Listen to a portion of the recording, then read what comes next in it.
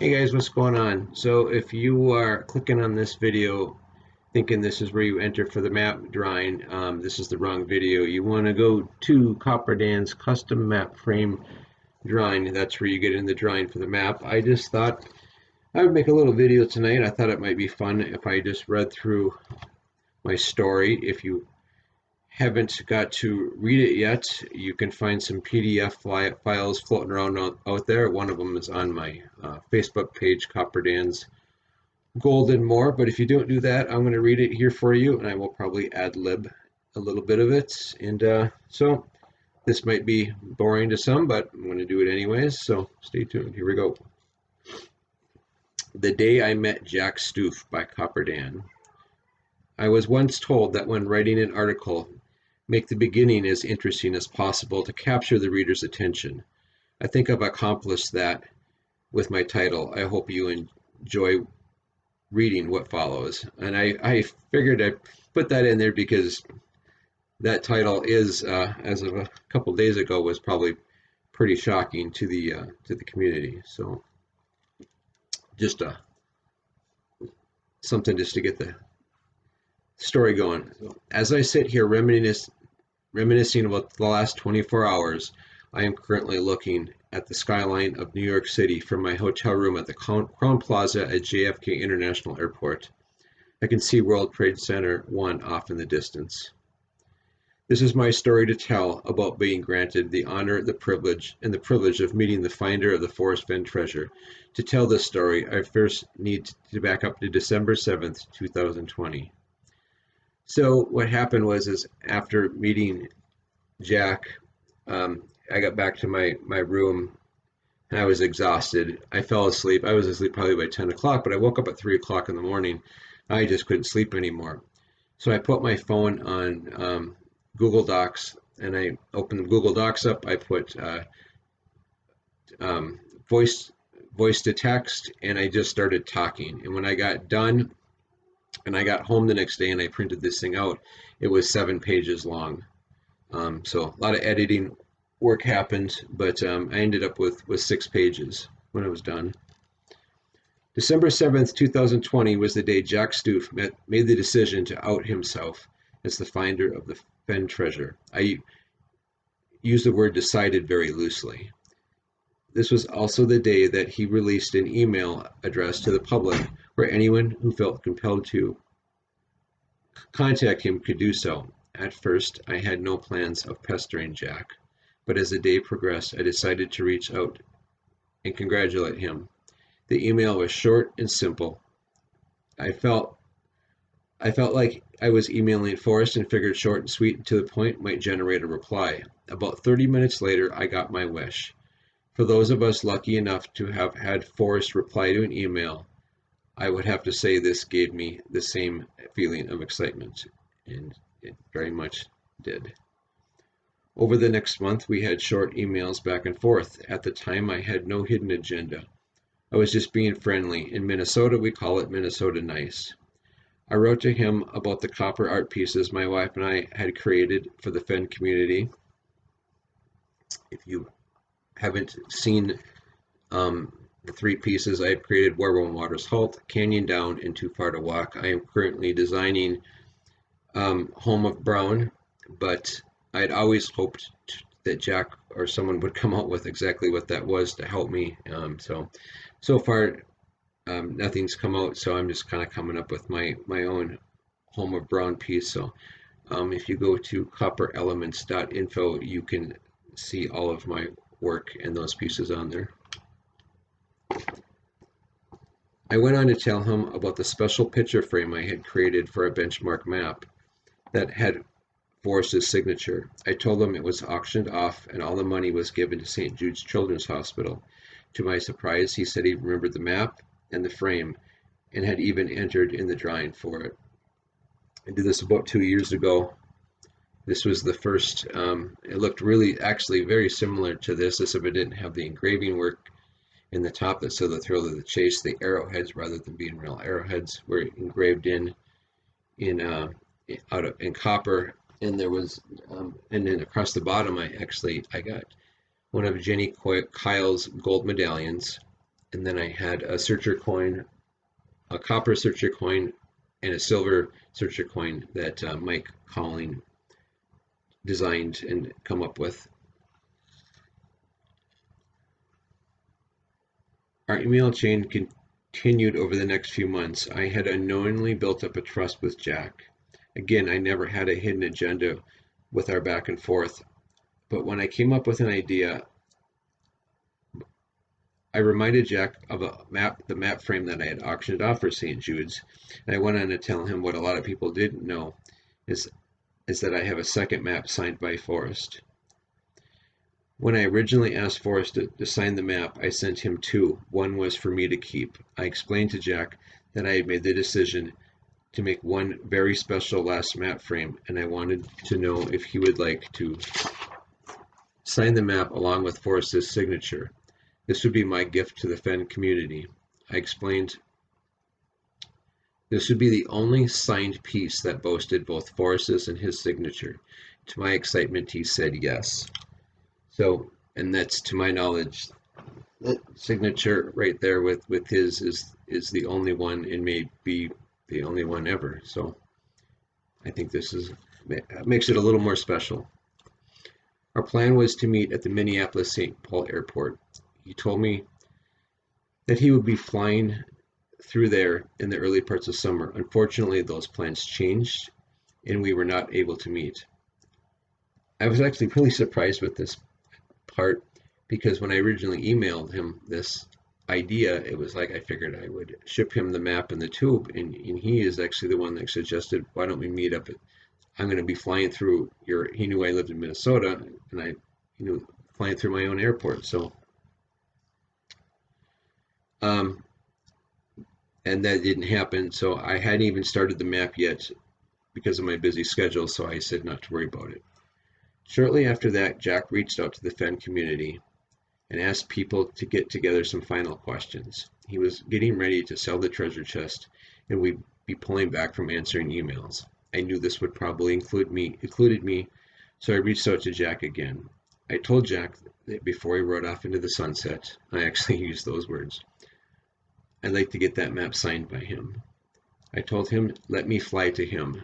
And I think I mentioned that early on, and he says no, that he would meet me in Minneapolis. Or something like, I don't remember exactly when I did it, but he said, no, let's figure out a different plan. But so I said not about him. I asked if he had a place that he was comfortable and wouldn't inconvenience him too much. He responded that he would have a layover at the JFK International Airport. He exchanged the exact date and time of his arrival with me, and I booked my flight that day. I remember how excited I was. I told my wife I get to meet the finder of the Fenn treasure. She yawned and went about her business. I frowned. I knew I could tell no one about this. That didn't go exactly like that, but what I was trying to express is my wife was excited for me, but she was pretty much knew that this was going to take my attention off of other things I should be doing, and so she gets a little frustrated with it, but she also appreciated it. So shortly thereafter, I started designing and building the map frame. Before I was a copper artist, I was a trim carpenter, and I had enjoyed designing and building projects. I love being able to express myself through my creations that I make. I knew this map frame had to be absolutely perfect in every way. I decided that the basic design of my last frame would be used, but I would have to trick things up a bit. To begin, I decided to use juniper wood, which this is not juniper wood, but it is eastern red cedar, because I just simply couldn't. I found juniper wood and I actually ordered it, and it came, and I realized, oh, this isn't kiln dried. I cannot use this. I would need to let it dry for a year and then get it kiln dried. So I just didn't want to wait that long. I lost my space here. All right. The wood color and grain resembles juniper very closely. I was also able to buy it locally. I carved in the words, "The thrill of the chase," in the top rail. I'm going to add pictures at the end of this, some detailed pictures for everyone to see. So watch this to the end, or at least skip forward to it. I then inlaid copper into all those letters. I also added very special doodles. I placed a doodle of a fisherman on the left top side rail and then made a mirrored image of the same doodle and placed it on the far right.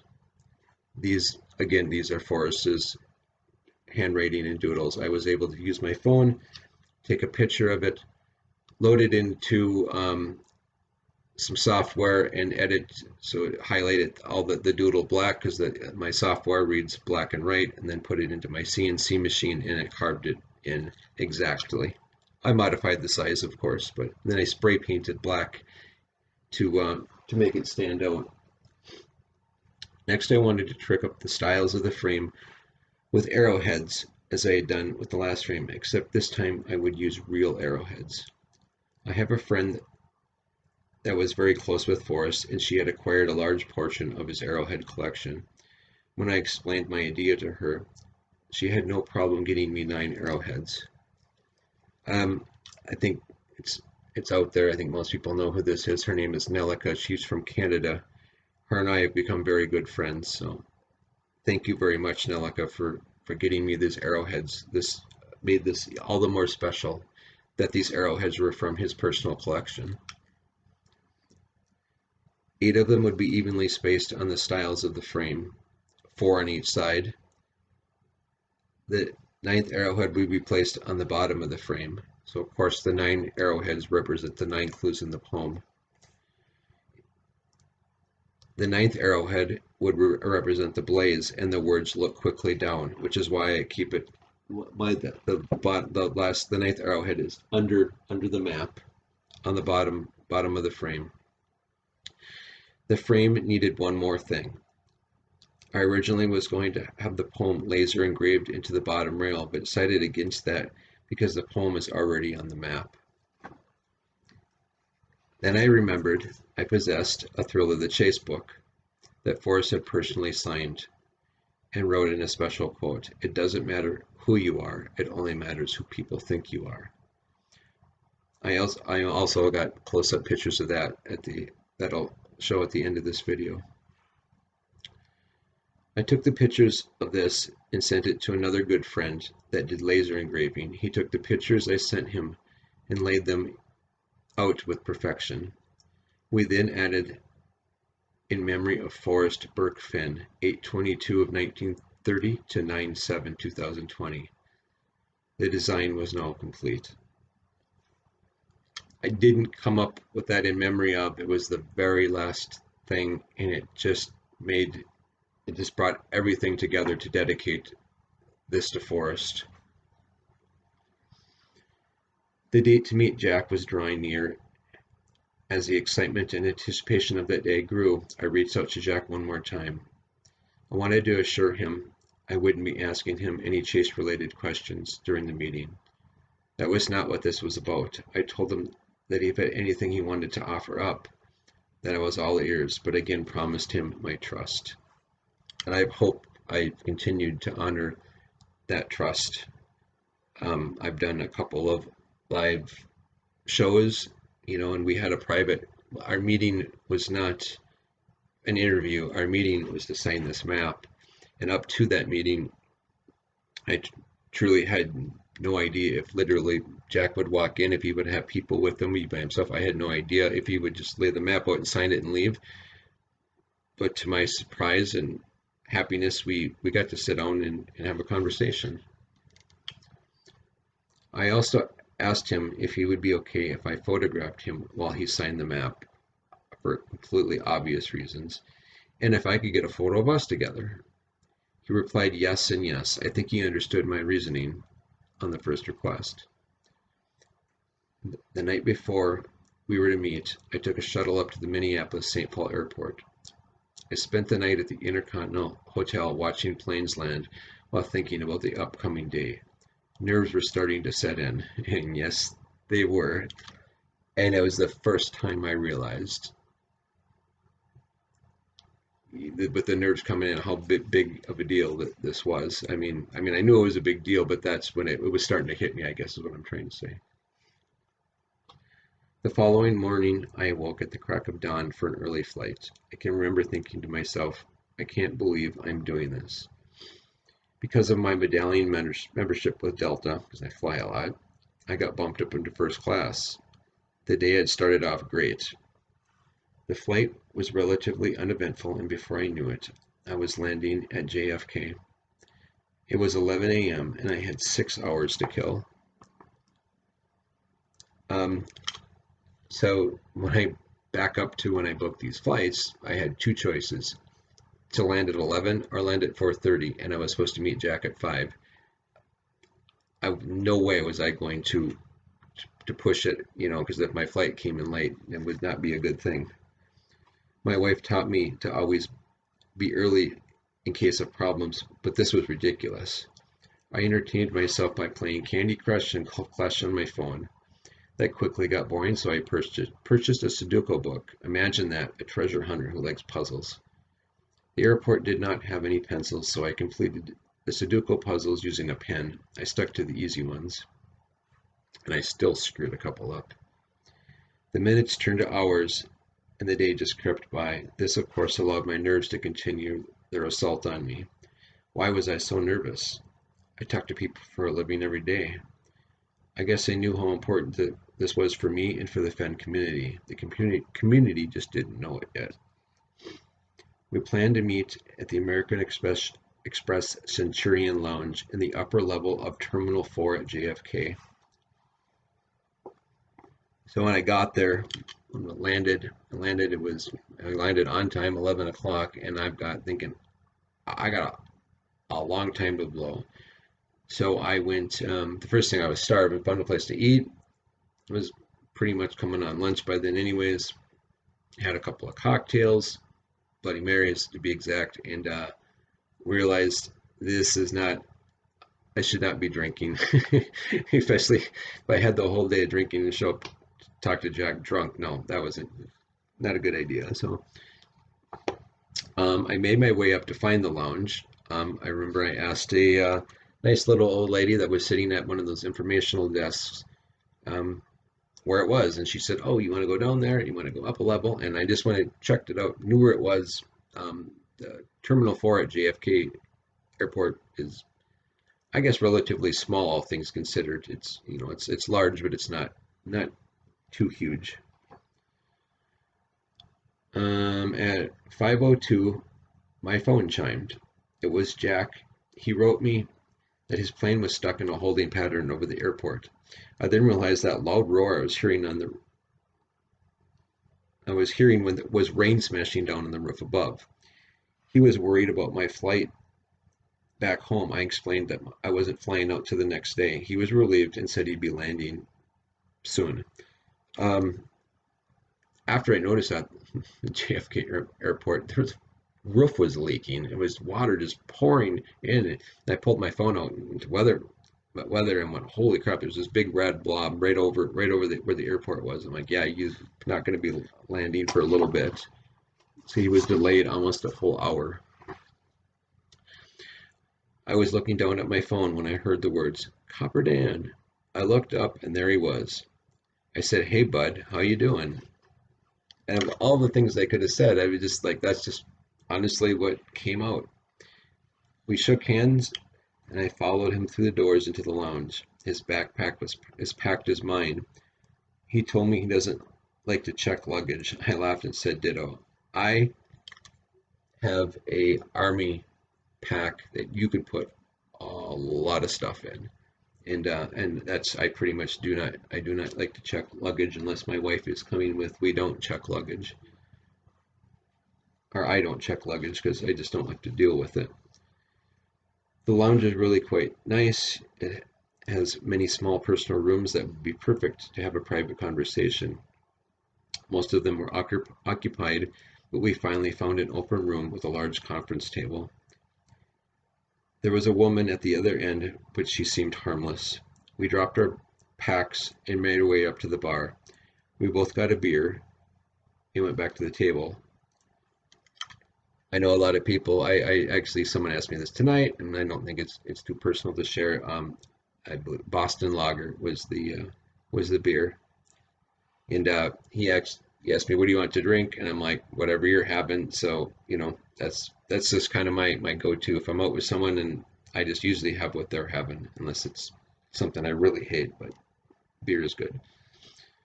I was freaking out on the inside, but as cool as a cucumber on the outside. At least that's how I pictured myself. We sat we sat down and there was that awkward silence, but only for a second. I think we've all been with that with somebody and no one really knows what to say. You're with someone you really don't know. Um, but I wanted to make Jack feel as comfortable as possible. So I just started talking. I actually don't remember what I even said to start the conversation, but I steered the conversation more about myself. I talked about being an artist and own my own glass gallery. Somehow we got into a conversation about Jack being a section leader in his marching band, which led to me telling about my daughter, which is she's in 10th grade and she's already a section leader. It was like chatting with an old buddy in college, and honestly it got to be very relaxing. It's like I'm sitting here now talking to you guys, and that worked out perfect. It was amazing. Eventually, he asked me where the where this map was. I had it secured in the same tube it had been in since Forrest signed it 2 years earlier. I was even smart enough to remember to toss in a brand new Sharpie, so he actually had something to sign it with. I flattened out the map in front of him and he asked me where I wanted him to sign it. I couldn't resist, and I told him somewhere in Wyoming. We both had a good laugh. That's when I quickly realized Jack he's a fun guy. He has a good sense of humor. I told him to sign it next to F's name. He just stared at the signature of Forrest's name and looked up at me and said he needed a minute. It was at that exact moment that I realized that all this time I was only thinking about what this meant to me and eventually the Fenn community. I had not thought about what it meant to Jack. This was very emotional. This was a very emotional thing to him, and I decided to give him a minute to collect his thoughts and told him a story. I told him that not everyone in the Fenn community thinks you found the treasure by yourself. Some think you either had help or were hired by Forrest to retrieve it. I continued on to, by I continued on by telling him that he wouldn't be sitting here. Hang on, let me do this again. I'm sorry. I continued on by telling him that I wouldn't be sitting here with you, allowing you to sign this special map if I didn't have 100% confidence that you were the sole finder of the Fenn treasure. And I mean that. And I reached out to two separate people prior to doing this. I didn't tell them what I was doing. I just said, if you had a map that boasted Forrest's signature and Jack was willing to sign it, would you let him do it? And both of these people I respected, and they both told me yes. And that was good enough for me. Now it wasn't just my opinion, I had two other separate opinions. I would like to, I want to make sure I'm in the right spot here. I said I would like to add the emotions that he showed at that moment sealed the deal for me. I got the privilege of seeing and feeling his emotions, and I really did. And it I didn't have any doubt before, but that just made it all the more for me. I don't expect that you all have the same opinion, though, and that's okay. Jack signed his name not only under Forrest's signature, but made it intentionally smaller as not to compete. The respect he showed for Forrest was something that I'll never forget. I lightened the mood by asking him if he'd like to place an X on the map. He quickly recanted. If I can get the, there we go. I quickly recanted the question and smiled. He just shook his head and laughed. Somehow I could feel my wife's head smacking me upside back of my bald head. I get that a lot because I'm a smartass. The harmless woman sitting at the other end of the table was apparently paying attention to our doings. She asked the dreaded question, "What are you guys doing?" Pretending that I didn't hear her, I said, "What?" I was hoping she would just get the hint and go away, but nope. She asked again what we were up to. I quickly replied that we were old buddies and that I was showing him this map. I remember seeing this, just thinking to myself, this is not going well. Not thinking about the fact that she just watched him signing the map as I took his photo doing it. Jack came to the rescue to my surprise. He actually told her he found a treasure that I had been looking for too, and that he was signing my map. I can't remember what she replied with, but I just raised my eyebrows and laughed. "Thank you, Jack." And to that woman that was sitting at the other end of the table, if you ever see this, you have to reach out to me and tell me what you were thinking, because it had to be kind of weird. As a last minute idea, I put a TTOTC book in my pack. As I started to pull it out from the pack and asked the question, "Will you sign?" he stopped me and said no. He gave me two reasons. One, he respected Forrest too much to sign his book. I instantly remembered Forrest telling me the same thing when I asked him to sign something that wasn't his once. I actually asked Forrest to sign a piece of my own art, and then I wanted to auction it off to raise money. So I've always been doing this auction stuff to raise money for charities. I nodded my head in agreement and returned the book to my pack. His second reason was that if he did it for me, he'd probably have to do it for many. I again agreed with him with a smile and a nod. He did say he had no problem signing the bookmark that fell out of the book. It's a collected books bookmark. At first I said no, but I quickly changed my mind. And I have it right here. And I do have something in mind for it, so stay tuned. After all the signings and all the pictures were done, it was just two guys having a beer together and talking about life. Except that one of those guys found $1 million treasure and the other didn't. He actually asked me about my search area, which totally, totally shocked me, threw me off my guard. I went on and I told him about my dad. This has always been my go-to story, my special thing I like to share about the chase.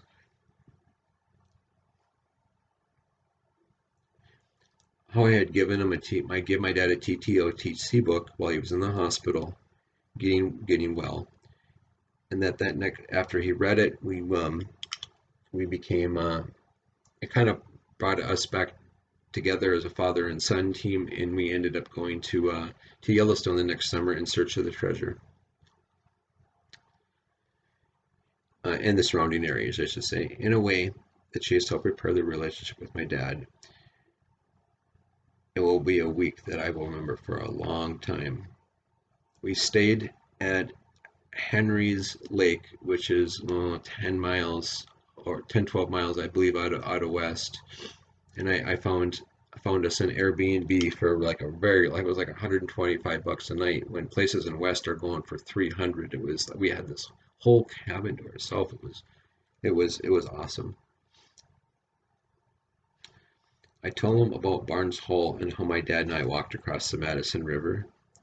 So Barnes Hole was my home of Brown, and I could never get off of that, and that's why that kept pulling to that area. I just didn't know where to go from it. I assumed no place for the meek was crossing the Madison, so we walked across, and it was this was late July, because it was right before my dad's birthday. It was in the water was, I don't think it was even up to your calf muscles, and it was relatively easy to walk across. I went on to tell Jack about the time my wife and two daughters came with me on boots on the ground into the Tetons. I said myself quickly fell apart because of the distance involved to get to the old cabin that was my home of Brown. So there's an old cabin that's now a ranger station, and it used to be a barn, and just it fit the theme of my home of Brown. And when I said, and I was telling him this, and I said, so I said, it's too far. This isn't it. So we turned around, and he kind of just went, "Oh, you almost had it." And I'm like, I just shook my head. Again, we had another good laugh about that. So Jack told me about how he gets the most sincere and profound emails from searchers, but how a certain few not only attack him, but it bothered his family. The bad overshadows the good, he told me. I told him that I understand. I said that I hate that the chase has turned into this, and I have. Yeah, especially going after Jack's family, that is, leave his family alone. I mean, I don't even think you should bug Jack, but, he's more fair game than, I certainly want somebody coming after my parents for anything because of anything that I had found or did. It's just not right, in my opinion.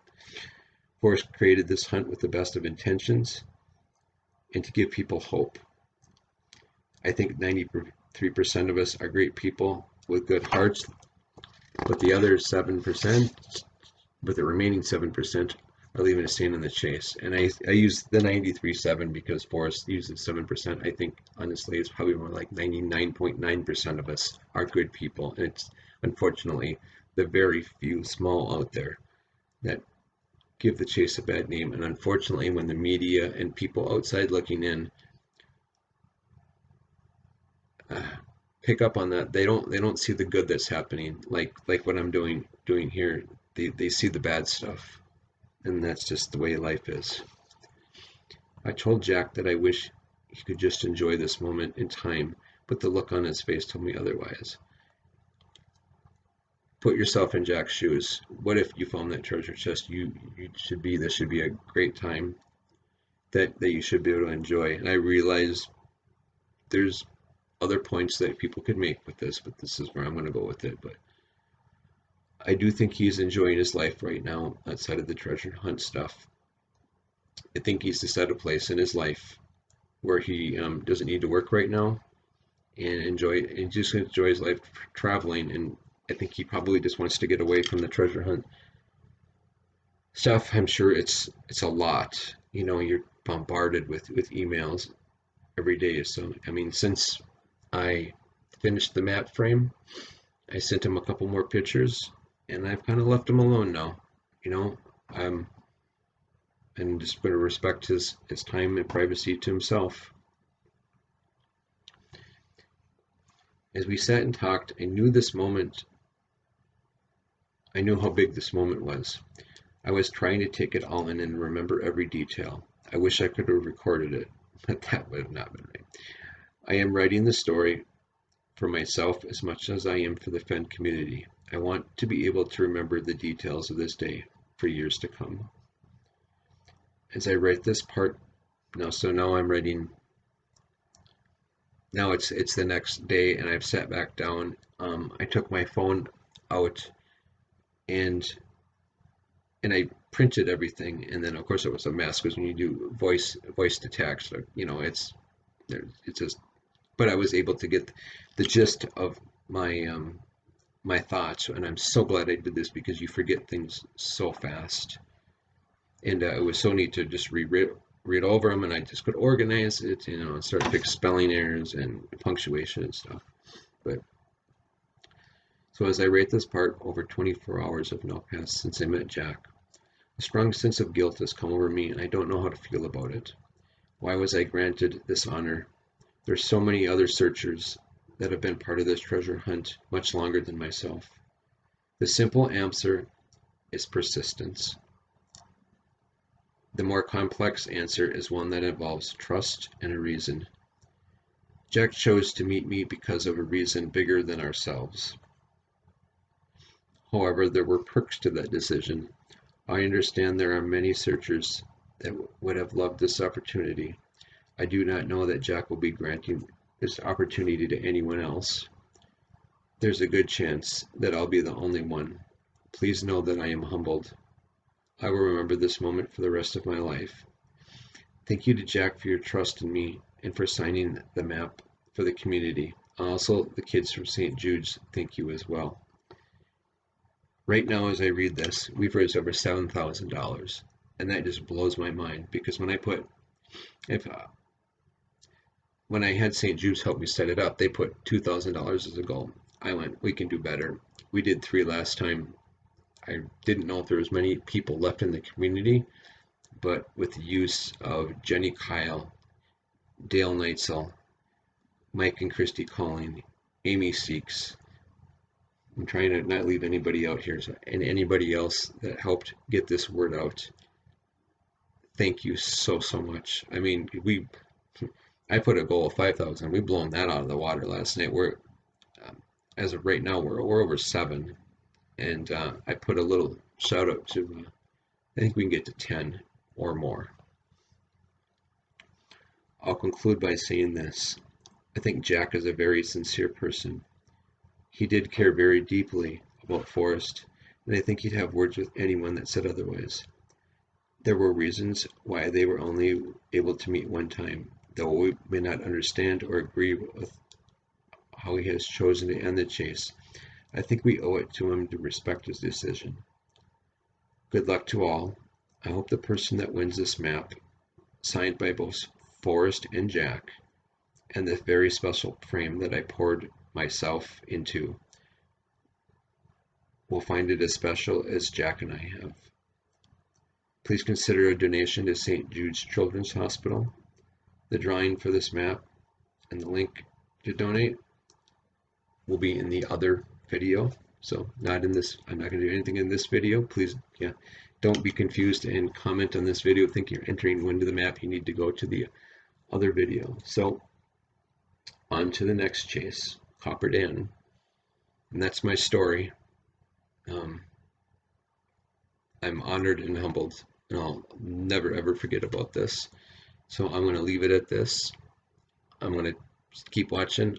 I'm going to edit in some pictures at the end of this that I haven't shown yet. Just close-ups of the map, show details of it. Nothing too special. So anyways, thank you for your time.